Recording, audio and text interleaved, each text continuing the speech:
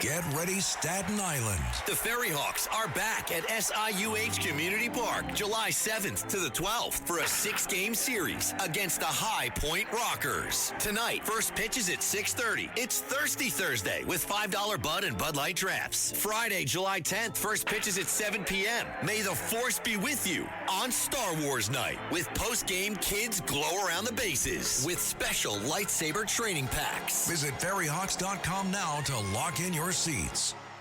Listen, all you New Yorkers. Excuse me, taxi. Okay, man, we're looking around. This is the 77 WABC minicast.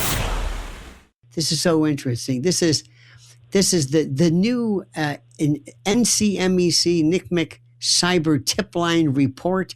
That sounds rather technical, sounding the alarm. What is this about, pray tell?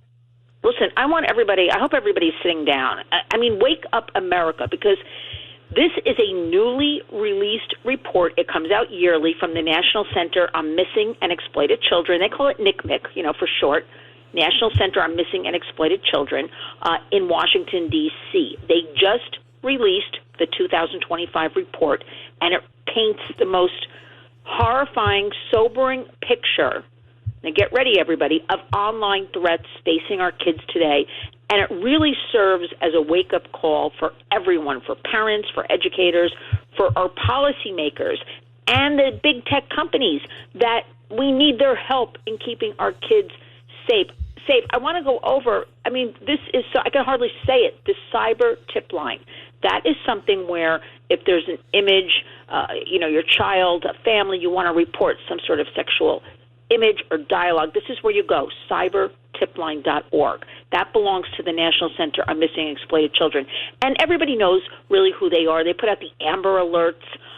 They've been in, business for over 30 years. There's a lot of help out there, but I want to go over these numbers. More than 1.4 million reports of online enticement. More than 50,000 reports of financial sextortion. 113,000 reports involving child sex trafficking and exploitation.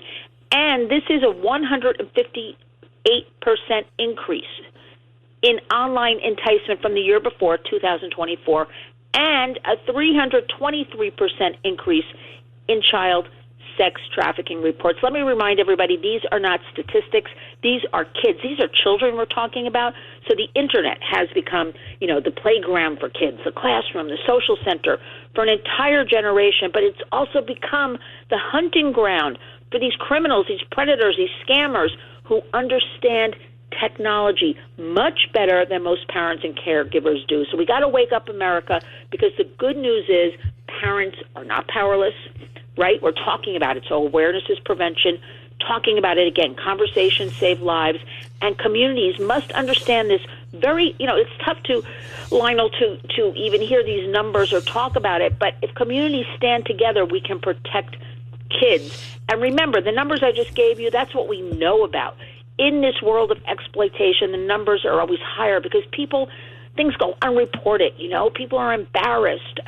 But over 300% increase from the year before. I am afraid to see what next year's numbers will be. But remember, everybody, there is help. There is something called the cybertipline.org. Now, what stood out to you most from the NCMEC report? What was the most salient of those findings? Well, I think the sheer number, Lionel, of reports alone involving online enticement shows us that this is no longer some little, thing we sweep under the rugs or something. It's no longer a niche issue. It is affecting families in America, right? We're talking about America right now, everybody, in every community, in every city, in every town, in every rural area across the United States. Nobody is exempt. The sheer numbers, again, that we are talking about is unbelievable. And this should be something that everybody is aware of, made aware of. There should be a PSA about it because we can no longer tolerate this predation upon our children. We must wake up and start dealing with this. We're talking to Lynn Shaw from lynswarriors.org. For those who might not be as conversant, and I'm glad they're not, with online predation, explain what exactly is meant by online enticement. I know. Two two horrible words. We deal with at the Warriors all the time, online enticement. Let me break it down. It occurs when an adult attempts to establish an inappropriate relationship with a child online for basically sexual purposes, exploitation, coercion, and that basically begins with a conversation, mostly compliments and trust building. Remember, kids are, overall, we have a youth mental health crisis. Kids are isolated. Kids may all be in a group together, but you'll see them. We've seen them together, Lionel. They're all on their phones together, not even talking to each other. So it begins, our kids are seeking out attention, love, compliments, and they're getting it from strangers online. So that is part of the grooming process.